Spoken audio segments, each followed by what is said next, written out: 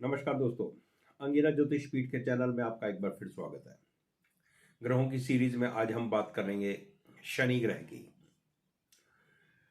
शनि ग्रह कालपुरुष की कुंडली का 10वीं राशि का और 11वीं राशि का स्वामी है, यानी कि मकर राशि और कुंभ राशि। 10वीं राशि यानी कि मकर राशि यानी कि 10वां घर हमारे कर्मों को रिप्रेजेंट करता है, और 11th हाउस और कुंभ राशि हमारी रिकॉग्निशंस को, हमारी गेन्स को रिप्रेजेंट करती है। कुंडली में शनि ग्रह कर्म का कारक प्लैनेट है।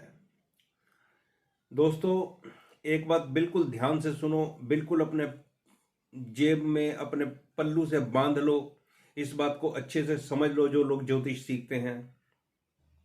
शनि के बगैर हमारी जिंदगी बिल्कुल भी नहीं है। 100% ये बात बोल रहा हूं मैं, 100%। शनि कर्म का कारक प्लैनेट है, और हमें कुछ भी जिंदगी में प्राप्त करने के लिए हमें कर्म करना पड़ता है। जिंदगी का कोई भी इवेंट हो, कोई भी इवेंट, वो शनि की इजाजत के बगैर हो ही नहीं सकता। सबसे पहली इजाजत शनि देता है, उसके बाद परमिशन, उसके बाद उसको थोड़ा और शाइन बृहस्पति करता है, जुपिटर करता है। इसको डबल ट्रांजिट बोलते हैं। तो जब भी आपकी कुंडली में कोई भी घर शनि और बृहस्पति द्वारा एक्टिवेट कर दिया जाता है, तो उस घर से संबंधित घटना घट जाती है दशा के अनुसार। दशा बहुत इंपॉर्टेंट है। तो यह डबल गोचर का सिद्धांत है। बात हम शनि की कर रहे हैं। शनि हमारी जिंदगी का इतना इंपॉर्टेंट प्लैनेट है कि इसके बगैर जिंदगी का कोई भी इवेंट नहीं हो सकता।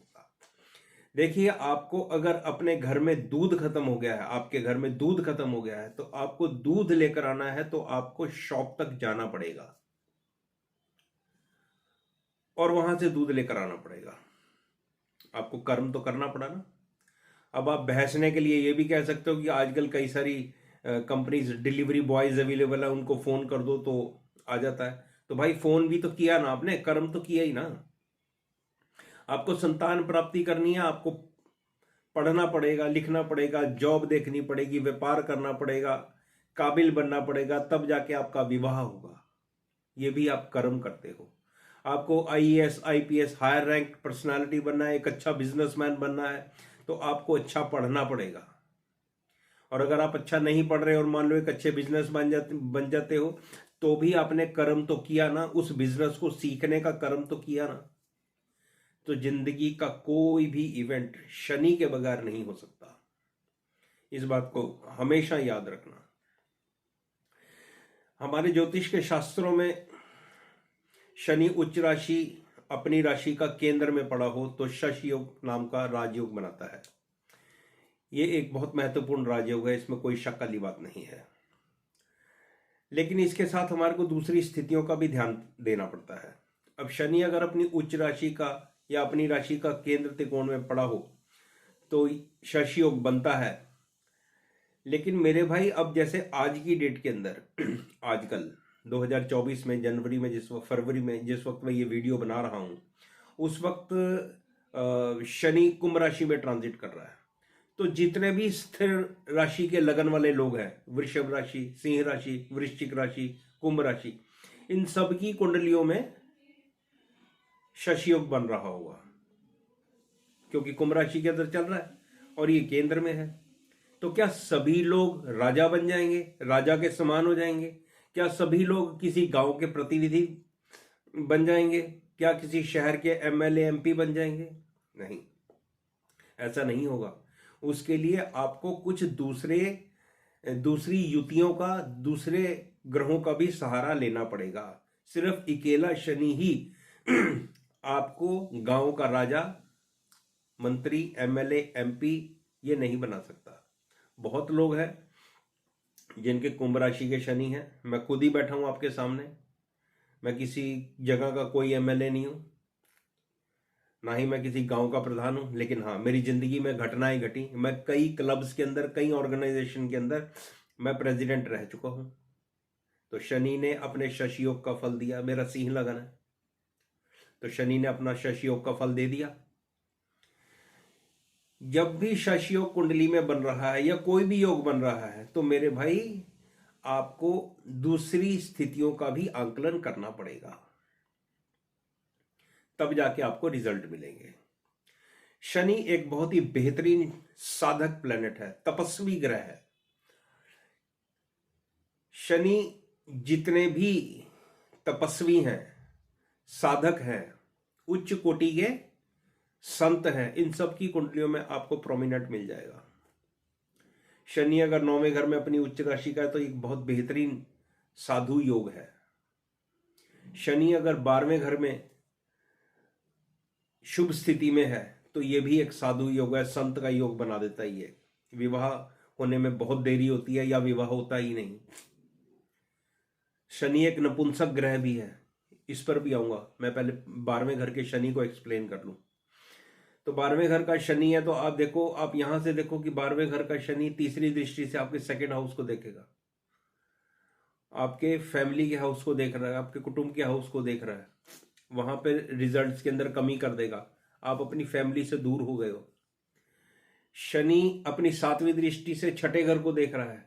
अगर आप अष्टांग योग की बात करें तो छठा घर हमारी धारणा का है। तो शनि आपकी एक स्ट्रॉन्ग धारणा बना देता है, स्ट्रॉन्ग ओपिनियन बना देता है। धर्म के प्रति जो भी लोग डिवोटेड होते हैं उनकी स्ट्रॉन्ग ओपिनियन होता है कि ये वाला मंत्र हम अगर जप करेंगे तो ये रिजल्ट मिलेगा, ये मंत्र का जप करेंगे तो ये मिलेगा, हम ये साधना करेंगे तो इस तरह से हम अपनी आध्यात्मिक उन्नति कर सकते हैं। शनि 10वीं दृष्टि से यहां से 9th हाउस को देखता है, आपके पिता से आपको दूर कर देता है। Because Saturn is a separative planet, लेकिन धर्म से जुड़ाव कर देता है। तो शनि एक सेपरेटिव प्लेनेट है, लेकिन साधना के लिए ये एक बहुत ही इंपॉर्टेंट प्लेनेट है। जिस भी व्यक्ति को साधना करनी है, आध्यात्म के क्षेत्र में जाना है, शनि बृहस्पति के बगैर, आप बुध के बगैर, केतु के बगैर आप नहीं जा सकते। शनि एक नपुंसक ग्रह है, जैसा मैंने अभी आपको बताया। नपुंसक का मतलब ये नहीं है कि इसका मतलब इंटरेस्ट नहीं है, ये एक वृद्ध ग्रह है, 70-75 साल का वृद्ध ग्रह है। तो वहां पर आध्यात्म आ जाता है या और दूसरी स्थितियां हो जाती हैं, वो फिर काम के अंदर इंटरेस्ट नहीं रहता।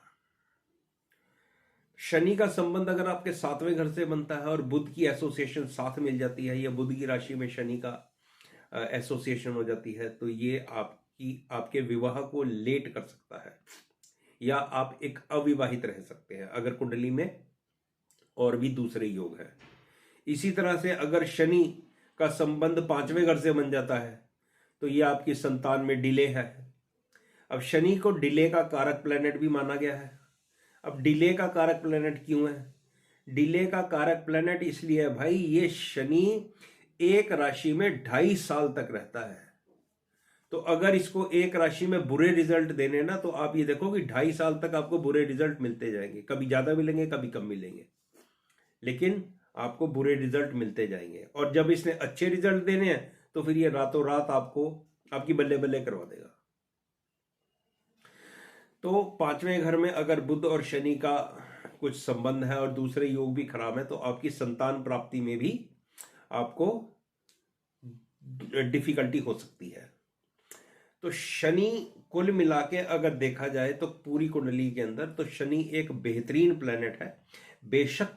बेशक ये एक दुख का कारक प्लेनेट है, मृत्यु का कारक प्लेनेट है, बेशक ये दूसरे हर्डल्स, ऑब्स्टेकल्स क्रिएट करता है, लेकिन सैटर्न एक बहुत अच्छा प्लेनेट है। और खासतौर पे कुछ एक लोग तो अपना साढ़सती के नाम पे, ढैया के नाम पे लोगों को बहुत डरा के रखते हैं। मेरा ऐसा मानना है कि कोई बहुत ज्यादा डरने की कोई जरूरत नहीं है। जितना मैंने साढ़सती पर काम करा है, मैंने बहुत लोग देखे हैं जिनकी उन्नति हुई है। तो साढ़सती का सीधा सीधा संबंध ना आपकी दशा से है।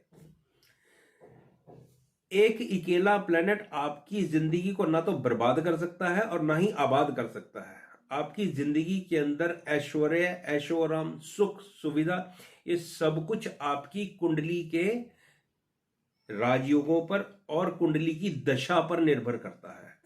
और अगर आपकी जिंदगी में दुख है तो डेफिनेटली, बेशक साढ़सती चल रही हो, बेशक साढ़सती ना चल रही हो, कोई फर्क नहीं पड़ता, कई दुनिया के अंदर लोग हैं जिनकी साढ़े नहीं चल रही होती और वो हॉस्पिटलाइज हो जाते हैं, एक्सीडेंट हो जाता है, डेथ हो जाती है।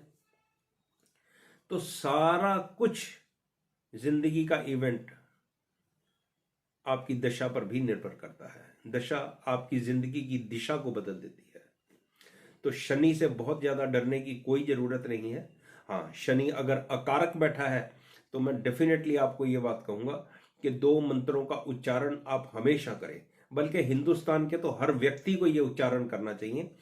कारण क्या है? कारण ये है कि मेरे भाई, हमारे देश की यानी कि हिंदुस्तान की जो कुंडली बनती है वो वृषभ लगन की कुंडली बनती है, और वृषभ लगन की कुंडली में शनि योग कारक प्लैनेट है। तो ये तो हमें सबको शनि के पैर तो पकड़ के रखने ही चाहिए। एक मंत्र बता रहा हूं, काफी आसान है। ओम प्रांग प्रींग प्रोंग सह शनिश्चराय नमः। सूर्य अस्त के बाद आप इस मंत्र की, आपका दिल करे 1 माला जप करो, दिल करे 2 माला जप करो, दिल करे 5 माला जप करो। कोई रोक टोक नहीं है, कोई गिनती करने की जरूरत नहीं है। और मैं तो इतनी बात कहूंगा कि आप माला को एक तरफ रख दो और शांति से एकाग्रचित होके सरसों के तेल का दिया जलाकर ये मंत्र आप 10 मिनट, 5 मिनट, 12 मिनट, 15 मिनट, जितनी देर तक कर सकते हो उतना भला है मेरे भाई। मैं कभी किसी को इन बंधनों में नहीं बांधता कि आप 1 माला करो या 2 माला करो, ये सब आपकी इच्छा है।